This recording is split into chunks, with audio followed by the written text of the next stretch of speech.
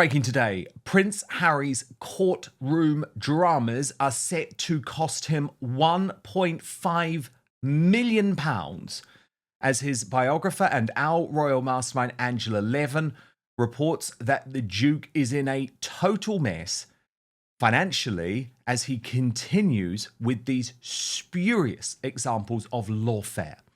So Angela Levin, £1.5 million of his own money sunk into another disastrous case, and he doesn't have this money anymore, does he? I mean, I know there's the inheritance from the late Queen Mother, and he is still sitting on the nest egg from Princess Diana, but remember, their outgoings are so extraordinarily large. What are you hearing about the financial situation and why this is potentially motivating this attempt at peace talks with King Charles? Yes, well, it's extremely difficult for him because Meghan uses so much money. They have so many people who try to look after them, all four of them. It's 3 a day, so they get an awful lot of money for that. Meghan has the most expensive clothes and jewelry that you can imagine, and they're living in a house that's far too big for her. I always say this, they don't need 16 bathrooms, and it's still true.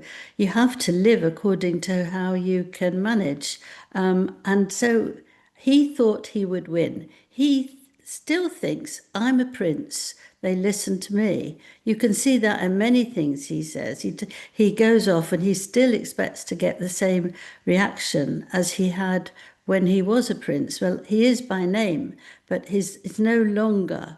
His life is like a prince. People aren't that interested in it anymore. If he wants to go and give a speech, not many people are so interested anymore. So this is it. So he still feels that he should get some money. If it's not from the court, it should be from our tax. But I can assure you that people don't want to give him tax so he can get Meghan over and they can afford all these things. He's not interested. He's missed out because he's been so appallingly behaved that people don't feel now they want to help him because he's not doing anything to help himself actually or anybody else. He doesn't make anything important. Nobody really cares for either of them. What have they done or said now that's been really important? Jam? Wine? Scam jam, or even ordinary jam. Pissy It's not very rosé. interesting. Netflix is not going to get their £100,000 in worth because nobody's really interested in that. That they don't drag people. Before, what they said about their lives and how they were living, absolutely fascinating. Oh gosh, this is terrible. How poor man, poor woman. And now you don't believe a word of it.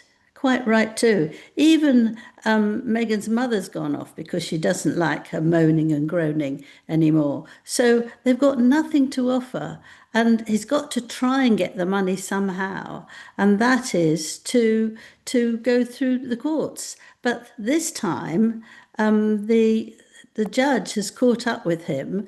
And first of all, the judge can't stand it anymore because he feels he's wasting time. But the other thing is that he believes that Harry and his team have been giving other people money, so they support them about they should get money from the judge of what's happened. This case is dirty and dodgy, isn't it, Angela? Very dirty. I mean, by the way, just because you mentioned Doria, though, someone made one of these hilarious little AI videos, Angela, which I think will put a smile on your face. So there's Doria, and there she's like, nope, I'm out. I'm gone. Get me as far away from that woman as possible.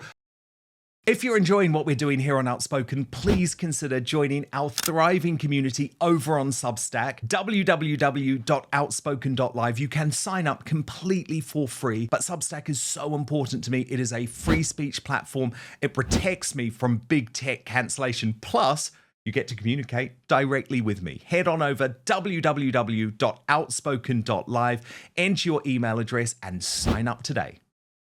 But no, this case, Angela, it is just worth me revealing some of the details about it because it was completely overshadowed in all of the reaction to the peace summit. A lot of people think Harry and Meghan, I should say, purposefully leaked the details of the peace summit to overshadow what was a real embarrassment in court, where he was ordered to reveal any payments to witnesses in this case against the Daily Mail.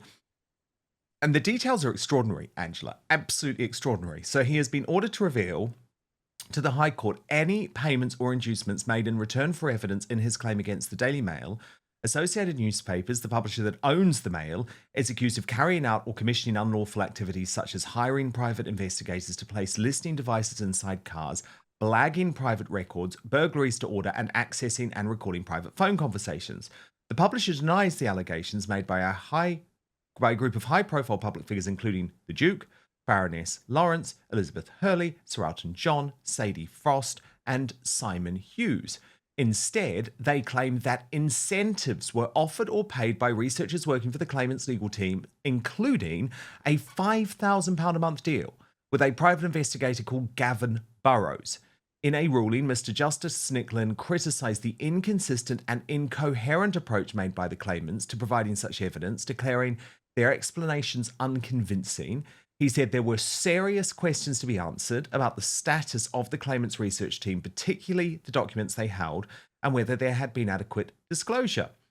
The Duke of Sussex is said to have sent a text message to Baroness Lawrence, alerting her that information had come to light that she would want to know about, prompting her to join the legal action just a few months later. So, Angela, this is extraordinary on a whole load of levels, because the first thing is, from a macro level, right? You're meant to be a Prince of England. You are meant to be focused on the betterment of the world. That's what you told us you cared about. You are now working with dodgy and dirty celebrities and awful celebrity lawyers like that slippery snake David Sherborne to try and bring down a newspaper. And I know you have personal connections with Baroness Lawrence, who was the woman that we saw there. Of course, Doreen Lawrence, her son, Stephen Lawrence, killed brutally. The Daily Mail had this close relationship with her for many years. And we learn in this court documentation, Angela, that it was actually Prince Harry himself who got involved to destroy that relationship, which to me feels like such an overreach on his part, so something that he shouldn't be getting involved with. It shows you just how awful he has become, because it's like, oh, Doreen Lawrence, she might not listen to Elton John or another celebrity, but Prince Harry, he will have my best interests at heart. It's like, no, he doesn't, Doreen. This is simply just his campaign against the Daily Mail and nothing more.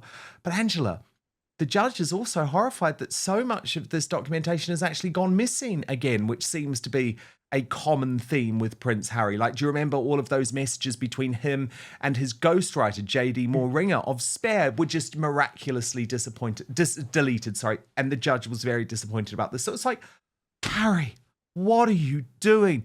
This is so dirty. Is this really where you expected your life to go out to, where you could have been trying to do positive things like your mother did? Instead, this is what you do. You're mired in one of the dirtiest, dodgiest, darkest court cases in modern history.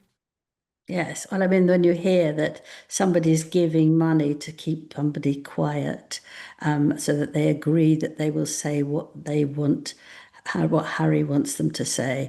I mean, it just turns your stomach, doesn't it? How low can you go? The judge, of course, is very, very angry.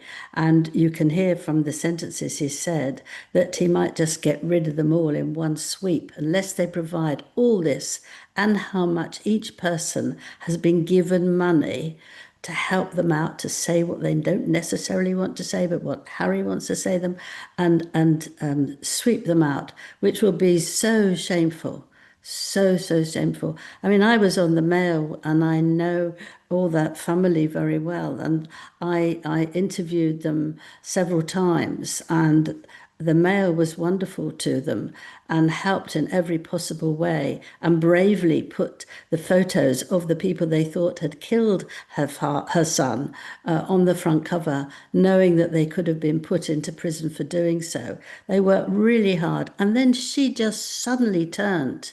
I was at an award-winning thing and they put me sitting next to her. And she said to me, she said, I just wish you were black because I don't want a white person to win this one. I said, I'm sorry, but nothing I can do about that. That's how she was so ungracious. We wrote a lot. We were supporting her in every way. And then she takes this terrible thing from Harry, just a bit of money. We'll give you a little bit of money so that you do what we want. Oh my goodness, it blows your mind. And it's been hidden. And this was one thing being hidden, another thing being hidden. And now it just goes on that they're so frightened of what's going on because people no longer now want to protect them. It's one thing after another that we hear, and we're just not going to stop. You can't stop it. So many people have been writing very, very nasty things about Meghan, which they believe is true, very nasty about Harry, where before they shut up, they were quiet, even if they felt it. They didn't out of respect for the king or for anybody else. But now the door's open because they've been so revolting. They really have. Speaking of revolting, Angela, did you see this extraordinary story involving Camilla Tominey at Yes. Wimbledon early this week? I mean, by the way, wasn't it just so wonderful to see at the weekend, last weekend, all of these wonderful pictures of Catherine and George and Charlotte, Yeah. and they were just having the most wonderful day. But then Camilla Tominey was also there and ends up in a public row with a member of the Sussex squad called Judy in de Richmond, who posted this picture and wrote on X, sat behind Camilla Tominey at Wimbledon. Don't worry, Sussex squad. I mentioned I was a Harry and Meghan fan and that she blocked me on Twitter for me calling her a wanker. And Camilla replied saying, you were rude and obnoxious and annoyed everyone sitting in our area with your drunken screaming and shouting. Try laying off the source and showing some self-awareness next time you were in public, you vile troll. Now, it really has emerged that Judy in de Richmond is a true vile troll, obsessed with Camilla Tominey. And before I just have the evidence of that, Angela, which I'll show you in just one moment, Camilla Tominey earlier in the week actually addressed what happened on her podcast, The Daily Tea. Look at this. I was just chatting away with my husband and I heard this shout of Camilla. So I kind of obviously instinctively turned around. It's not a name you hear that often. No. And could be the Queen. But... Could have been. And then I turned and I saw this lady and she was like, oh, I thought it was you. And I was like, oh, hi. So I kind of like lent out my hand to sort of greet her. She was on the row behind. And then she said, oh, I'm a Harry and Meghan fan, so I don't know if you'd want to shake my hand. And you blocked me on Twitter for calling you a something beginning with W. Barclay banker, yes. That's it. So I went, oh, that's a bit objectionable. And so it kind of like slightly sort of ruined the beginning of me watching this match because I thought, oh, God, there's hostility. I've got hostility towards me on my day off. Yes. And let's be honest, just for doing my job. And thought nothing more of it. And then returned home to discover that she had taken a photograph of me and then sort of put it on X with a view to kind of whip up support among her fellow Sussex squadders, which is the name we use to describe trolls who criticise people who aren't, you know, slavishly devoted to Harry and Meghan. And it kicked up a bit of a storm. It did. I mean, there was a lot of support for you because regardless of the politics of it, it's a really rude and intrusive thing to do. But first, as I've entered my 40s, aging has become ever present in my life. My body doesn't back up the way it used to, and I've found that it's far easier to get injured when trying to work out, far harder to recover too. But I believe one of the best aging breakthroughs of the last decade is qualia senolytic. And I'm going to explain why. Senolytics are a science field revolutionizing human aging. A big culprit behind that middle-aged feeling can be so-called zombie cells that linger in your body after their useful function, wasting your energy and resources. Now, those zombie cells can lead to less energy, slower workout recovery, joint discomfort, and basically feeling old. Now, qualia senolytic is a groundbreaking, clinically tested supplement with 9 vegan plant-derived compounds that help your body naturally eliminate these zombie cells, helping you feel years younger in just months. But here's what I absolutely love about this product. You take it just 2 days a month. helping your body naturally eliminate zombie cells to age better at the cellular level. Now, since taking Qualia Senolytic, I felt like I've turned back the clock. I have higher energy, less soreness after exercise, and a big boost in productivity too. That all equals feeling so much better. So experience the science of feeling younger by going to qualialife.com/Dan for up to 50% off your purchase. Use the code DAN, that's DAN, for an additional 15%. So that's QUALIA life.com/Dan for an extra 15% off your purchase. Your older self will thank you. And by the way, thanks to Qualia for sponsoring this episode. Now, let's get back to it. And it turns out that this woman, Judy in Richmond, Angela, has been obsessed with Camilla Tominay for months. We've got the receipts. Let me take you through some of it, because I always think daylight is the best disinfectant in exposing these horrible people. So she's previously written Camilla Tominay's face when Johnson says Harry and Meghan were an asset to this country. This woman can't even keep the grimace off her face. Hate is making her ugly. And that was when she was interviewing Boris Johnson. She then said, I might be late to the party, but did Camilla Tominay really name her son Harry? The woman is obsessed. She said Camilla Tominay is a liar. Camilla Tominay is a grifter. She has realised that she can make money by trashing Meghan. There's no reason for her lies, but only to make money. Just remember that Camilla Tominay is a liar. She said Camilla Tominay fans are crazy. Camilla Tominay is a liar and a grifter. It takes a very special woman to be called a wanker. Camilla Tominay is a wanker. It's not just that. Kate never spoke up when Camilla Tominay said Meghan made Kate cry. Kate never spoke up when Meghan was getting hate and was suicidal. And that quote, recollections may vary, came straight from Kate's mouth. Meghan can drink her tea in peace. So this Angela Levin was extraordinarily nasty, because this is the horrible, cretinous behaviour of the Sussex squad online being moved into the real world. What did you make of it? Well, I'm not surprised. I'm sure you're not either. I mean, I've had lots of nasty stuff as well. And I think I quite understand Camilla, who is very powerful, very strong, very organized, but it does, upset you. It makes something that you wanted to do or say difficult to do. You get over it quickly because you realize it's rubbish and they're just going to be nasty. But I had this thing, that the same thing, that you only want to work because you want to get money. You want to steal money from us. And how disgusting you are that you just want money. Well, I could say that about Meghan. I could say that about Harry. Everybody needs money. There's nothing to do that's wrong there. If they don't want to talk to me, they don't have to talk to me. But I've had a load of those things, and they're not nice. But you get used to the sentences. There are a couple of sentences that on our thing that comes up, and it's always the same person who's saying this about me in the middle of it all, and I just take no notice. I'm sure you do the same, don't you? Absolutely. They are just vile, vile people. Yes. Angela, really? Oh, sorry, you go. I was just going to say, I don't know how you can go to where all this tennis is going on, where everyone's having a nice time, and then shout it out at somebody who is there. That's really, really disgusting, isn't it? You haven't got the ability to control yourself. Ah, look, that's so lovely. That is so lovely.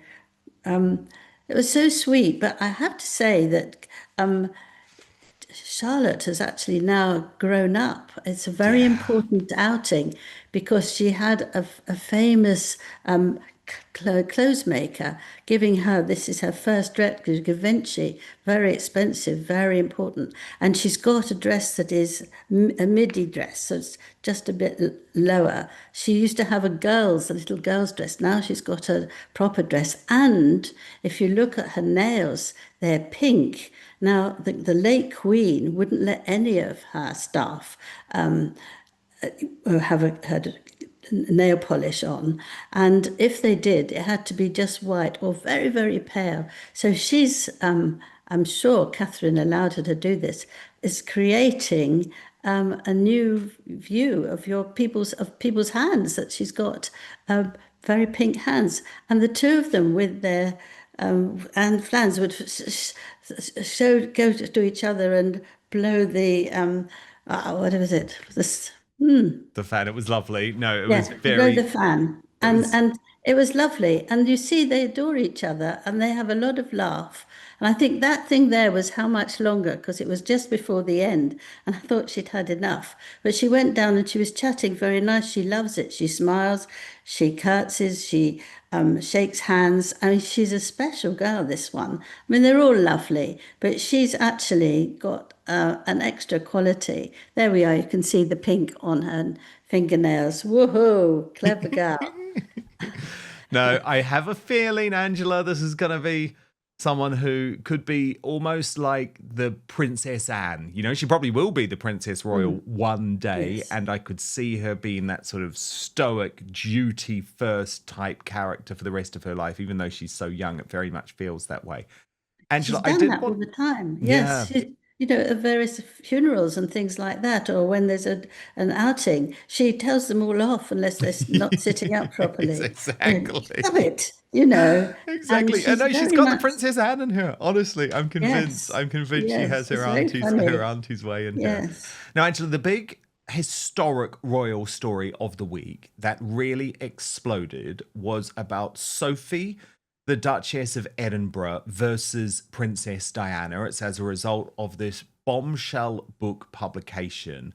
And I found it really fascinating, actually. So I'll take you through it, then you get your reaction. But it was headlined when it was serialized, how Diana called Sophie Miss Goody Two Shoes and reduced her to floods of tears by staring malevolently at her over dinner. Intimate new biography of the Duchess of Edinburgh reveals. So let me take you through this, because Angela, it was quite funny to me to think, oh goodness, yes, Sophie has been around that long, that she even did have this relationship with Diana. But this is what Sean Smith reveals in his book. So far, so good. But one person, Diana, Princess of Wales, was not at all happy to welcome Sophie into the royal fold, especially after a charity evening she hosted made 11 pages in Hello magazine, with Sophie looking very glamorous in a bottle green floor-length velvet gown, chatting and dancing with Edward. Sophie came across as beautiful and fun. The polite description of their relationship, as preferred by the more diplomatic of Sophie's friends, was to say that there was no love lost between the two women. Nothing summed up the situation better than what began as an innocuous afternoon tea with the Queen at Windsor Castle, attended by both Sophie and Diana, who came with her children, William and Harry. Every time an animated Sophie started to say something, Diana would begin speaking, which meant that Sophie had to stop. It is a tradition that if a more senior royal starts talking, the junior royal has to keep quiet. After what seemed like an age of being silenced by Diana, Sophie could no longer stand it, and having obtained the Queen's permission to leave, strode back to Edward's apartment, seething with rage. On another occasion, she ran back to the apartment in floods of tears after a dinner at which Diana spent the whole time blatantly and intently staring at her. Sophie would do her utmost to avoid Diana if she possibly could. The Princess of Wales had a strongly held view that no commoner could possibly survive within the cold steel embrace of the royal family, and was not happy that Sophie, an ordinary girl from Kent, might succeed where she, an authentic aristocrat, had so abjectly failed. Diana and Sophie were both outsiders, but they were light years apart. The most obvious difference was money. Diana, a multi-millionaire heiress, had it in sackloads, and Sophie did not. She had to do her best on £25,000 a year, her salary at MCM, the PR agency where she worked.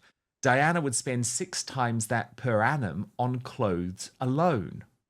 Sophie was not stupid enough to become involved in a fashion contest with Diana. Knowing she would trail a poor second, she was happiest wrapping up in sensible clothes for a walk in the countryside, Diana would pop on a designer dress for the walk from her car to the entrance of her favourite restaurant, San Lorenzo and Knightsbridge. Sophie could do a very passable imitation of her nemesis, the clipped vowels and the Bambi look at the camera that was so much in evidence in the notorious 1995 Panorama interview. One of the reasons Sophie's impression of Diana was so good is that they bore more than a passing resemblance to one another. When Diana saw Sophie approaching at some function, she would be heard to utter, "Oh, here comes my double," or less politely, "Here comes Miss Goody Two Shoes." So Angela Levin, clearly no love lost between Sophie, the Duchess of Edinburgh, and Princess Diana. Were you aware of this? Well, I did know a bit that she was quite jealous of her, and you think, why? How on earth could you be jealous? You all the things you've said, the money, the clothes. She's married, very important. I think second thought is that she felt very unstable. She was very unhappy with Charles, and she felt that she was not good enough for him.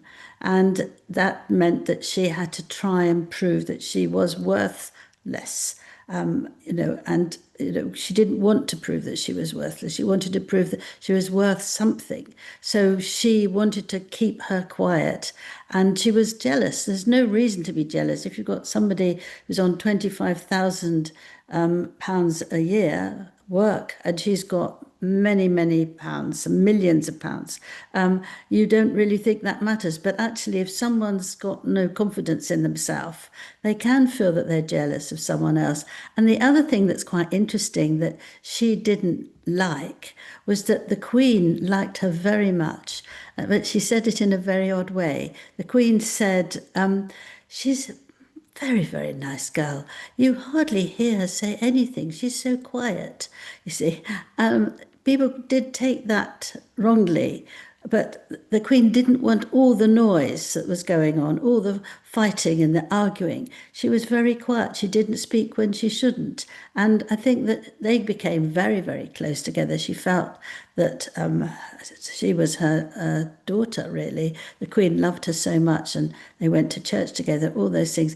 But Diana felt that the Queen didn't like her and didn't feel that she was right, having actually recommended that Charles should marry her. It was all a terrible mess. It was the two grandmothers who felt that they would get on very well, but that she had a terrible childhood, very bad childhood. She saw her father beaten, her mother beaten by her father, and she was damaging herself before she actually went out with Charles. Cutting herself and all that sort of thing, because she wasn't a satisfied child.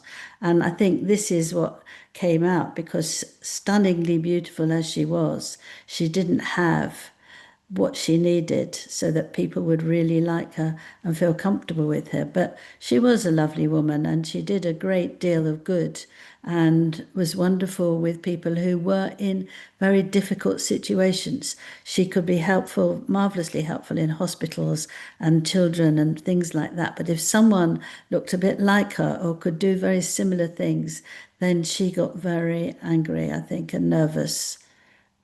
Very well put, Angela Levin. I'm always going to be such a fan of Princess Diana, but of course Sophie, the Duchess of Edinburgh, is doing superb work in the royal family now. Angela Levin, our Royal Mastermind, Prince Harry and Queen Camilla's biographer, thank you so much.